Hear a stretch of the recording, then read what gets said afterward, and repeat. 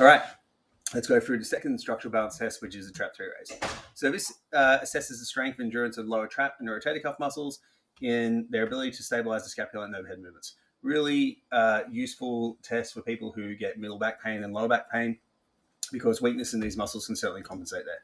So useful for clients with poor shoulder health, scapular winging, shoulder instability, or poor upper back posture. It can be used as part of a postural assessment. And I generally like using it for sports that require, or athletes that require a good level of scapular stability. Olympic weightlifting, they want to do functional fitness like handstands and push jerks and stuff like that, or bench presses. I think it's really useful for all those particular types of things. Now, with the client, they're going to stand on the bench, thumbs pointing down, and they're basically going to lift their arms up in a Y. Okay? They retract the shoulder blades first, and then they lift up. So they want to do 8 repetitions that are controlled with a controlled eccentric lowering, and that's basically the test. Now, the things that we want to avoid are shoulder shrugging. If someone lifts up like that, it'll limit their range of motion anyway. They don't want to overarch their lower back. They want to make sure their scapula moves nicely as they move up through the range of motion, and elbow and wrist stays straight, although I'm not particularly stressed about that one. How we record it is 8 RM lifted. So if it's 5 kilos, it's 5 kilos. If it's 6 kilos, it's 6 kilos. Whatever they can do, 8 reps is the result. Now, it has a very similar strength ratio, according to Poliquin, as the dumbbell rotator cuff. I think it's more. It might be 10.4%. So again, having someone who can do 140 kilo bench press and do this at 14 kilos is incredibly rare and not necessary. We just want to make sure it's not terribly weak. The whole idea behind structural balance was to eliminate all strength asymmetries. Now, the reality is you can never do that, okay? Simply because the human body is naturally asymmetrical by nature, and sports and weights do develop it in certain ways.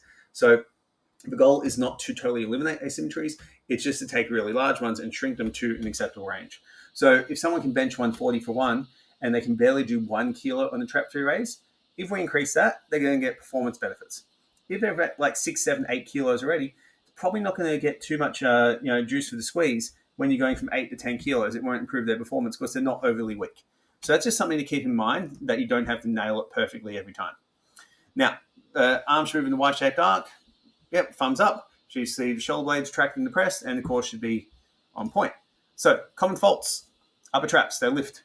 And what happens if the upper traps come up? What happens is the lower traps won't work properly, and the scapula won't upwardly rotate the way it should, and they won't get the range of motion they can. If you shrug your shoulders and try and lift up, you just simply don't get as high versus the other way around, where you're getting a little bit of thoracic extension. Now, excessive low back arching means they're trying to lift in the lower back, and elbow wrist instability is a very rare problem, so we can skip that. So if we have low strength, we simply just integrate trap training exercises in the program. Really simple. If they have normal trap strength, generally what happens, if they have progressive overload in normal, high-quality upper body training, they're going to maintain that. It's not necessary to do anything else. And if they've got a high level of that, then they're going to go really well in Olympic lifting. We see people who do Olympic lifting well have a really high level of strength in this exercise. Now, a couple of things that we can look at as additional tests, maybe shoulder health and posture. So are they excessively kyphotic? Do they have scapulohumeral rhythm dysfunction? Those types of tests are really useful. And they might have some core problems, although highly unlikely. So when you don't do it, if a client has an existing shoulder injury, and if they have severe postural imbalances, which means they can't actually do the movement. And that is a trap 3 test.